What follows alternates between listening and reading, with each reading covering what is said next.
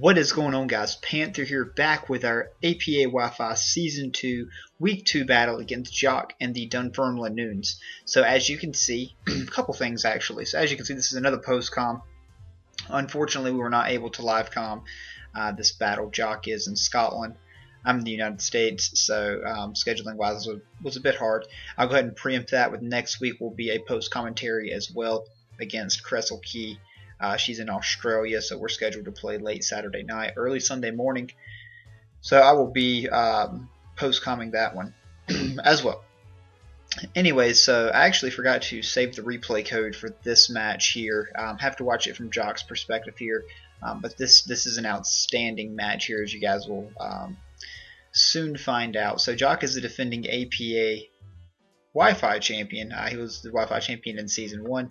I'm the APA defending Showdown champion, so Battle of the Champions right here for the APA. So this battle was pretty hyped up before we got into it here, so I was really excited to battle Jock here.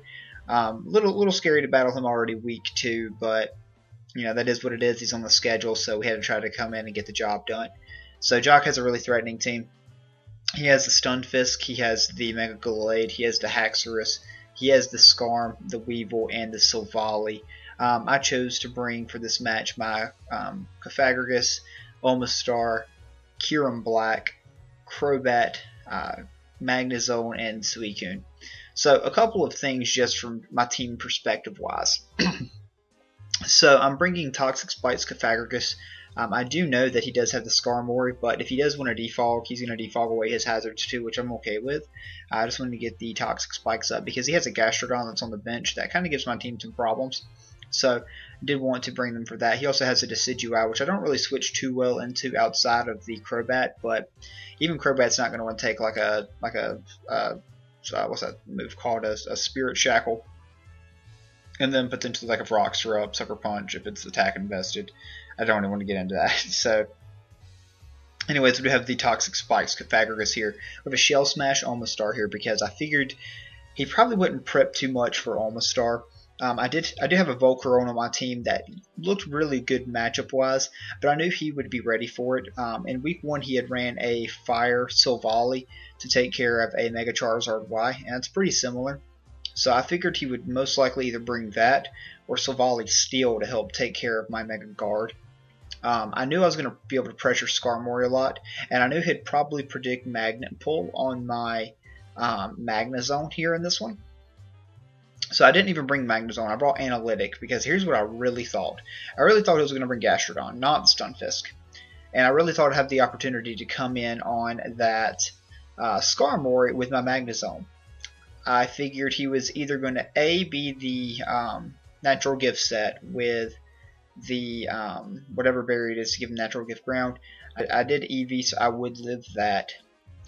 But I was Analytic, so my HP Grass would kill the Gastrodon on the switch after a little bit of prior damage. It did like 90% or something like that. Or maybe that was like through Rendo or something. I can't exactly remember because I am Assault Vest as well here in this match.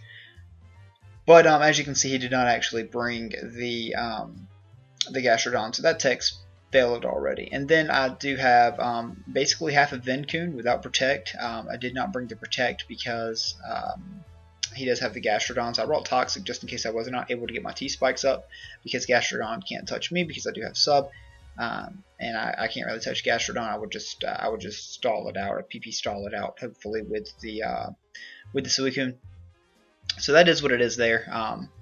But anyways, let's go ahead and jump into the battle here. So my lead for this battle is definitely going to be Clefables to just go ahead and get my Toxic Spikes up right off the bat. I knew he'd probably lead with like the Skarmory or like the Stunfisk or something like that just to get his hazards up as well because my only remover was Crobat, and you know, Crobat's not doing much to either one of those guys. So we see that he does end up leading with the Stunfisk here, and this is going to be weird watching it from his perspective as well. But that is what it is. So turn 1, just go ahead and get my Toxic Spikes up as he goes ahead and gets up his Stealth Rocks.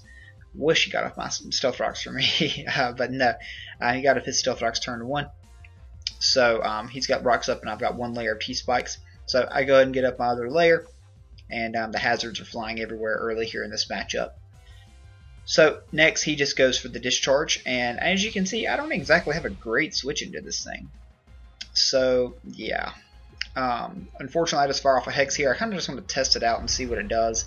I forget this thing's spread here at this point, but I wanted to see what kind of Stunfisk this was exactly. I wanted to see if it was like a specially defensive, if it was physically defensive, and then I wanted to see its item as well, if it had like a barrier or something like that.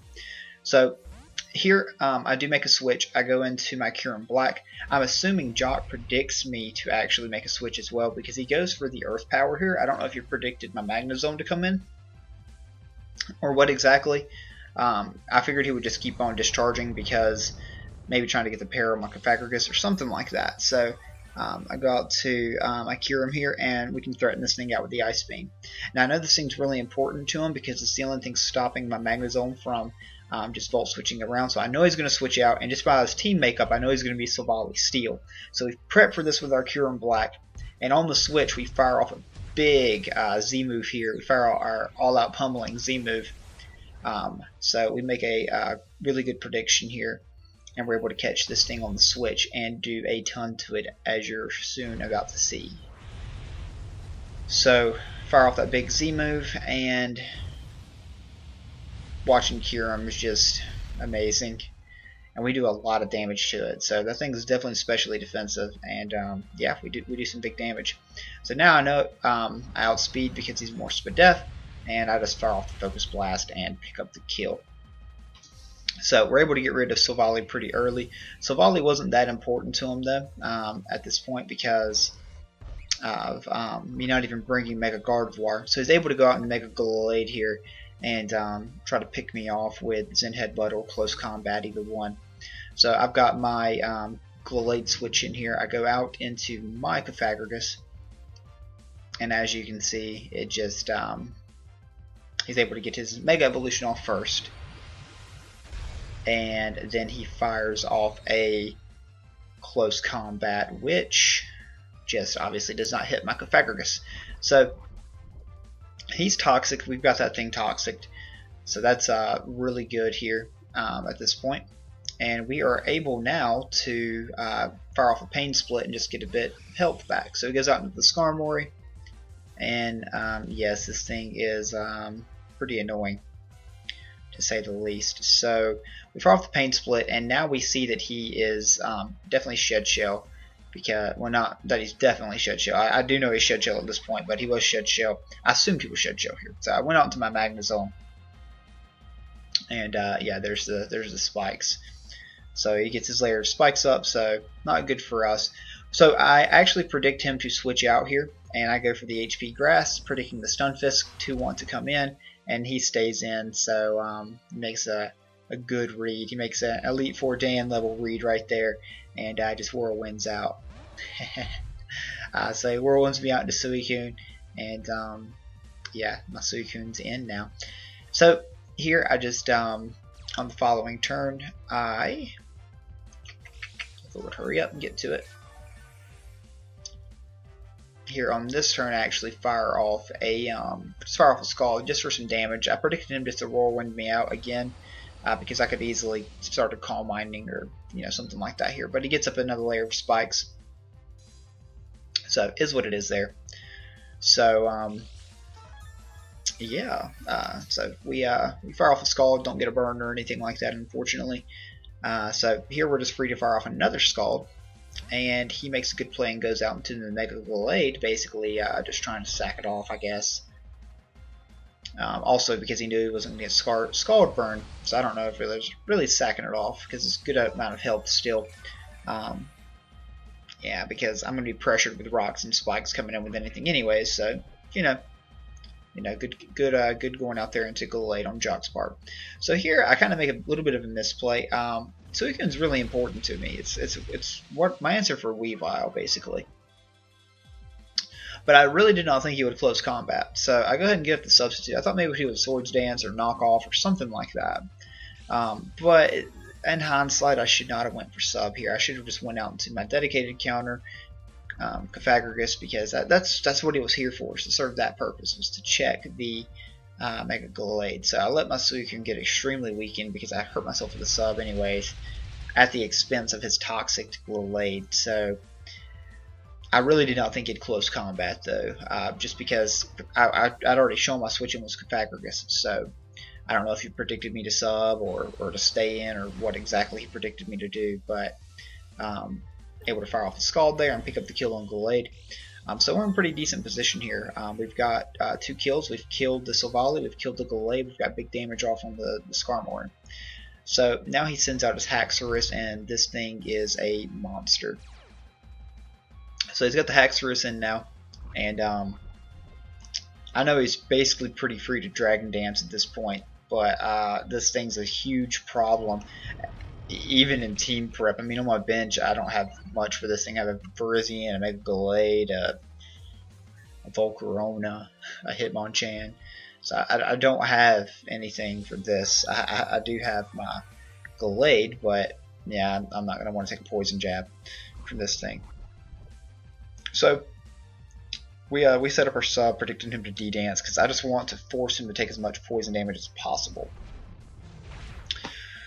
So he breaks our sub with the Dragon Claw, and I just fire off the Scald here. So we get him about down to half, maybe a little over half with the Toxic. Nope, just about down to half. So here is where me not bringing Protect really was important, because if I was able to Protect on that attacking move right there to break my sub, it would have been pretty big, because he's forced to take that poison damage and then he can't kill me. He would eventually kill Suicune, but I would force him to take many more turns of poison, so I think it probably would have ended up being a double down, actually, after he killed the Suicune. And I may have just sacked like Fagragus or something like that off at this point to this thing. But unfortunately, I do not have the Protect, and he is able to just kind of tear through my team here. I'm having to pick my least useful sacks and just, you know, and Crobat didn't really do anything, so, you know, he's got a Weevil still, so, you know, and a Stunfisk. I'm not doing anything to those guys, so it is what it is. I didn't have Defog on mine. So I could have went out into this thing first, but just judging from the damage, I was almost positive he was Z. Turns out he is actually Z, but he forgot to click his Z move here, and that would have blown back my Clefagus. So it wouldn't have mattered if I would have preserved Golbat and went out to this thing first. So, you know, is what it is there. So I lose Crobat and Suicune and basically Clefagus to the Haxorus, because now he can just go back out into the Skarm and he's free to just kill me now. So he kills my Clefagus, and now it is 3-3. It's my Magnezone, my Kyurem, and my Omastar versus a Weevil, a Skarmory, and a Stunfisk. So we got an interesting matchup here for this last bit of the battle. I've got T-Spikes up, but he has got 2 layers of spikes and Stealth Rocks. So definitely not good, because I'm limited to the amount of switch-ins that I have, as you can see. So I got into Kyurem because that's really the most useful person on my team here. And I'm free to just really fire off a Fusion Bolt, because even if he goes out into Stunfisk, he can't take an Ice type move on the following turn. So it is what it is. Kill the Skarmory, but now he can go back out. He can go out into Weevil and kill us. So he goes out into the Weavile here, and we get that thing poisoned. So I don't know his Weevil set at this point, but we know with Kyurem out there he cannot set up on me. So he gets off the low kick, and obviously I can't tell what he is from that damage. So back at 2-2, he's got the full health Weevil. I've got the full health Omastar.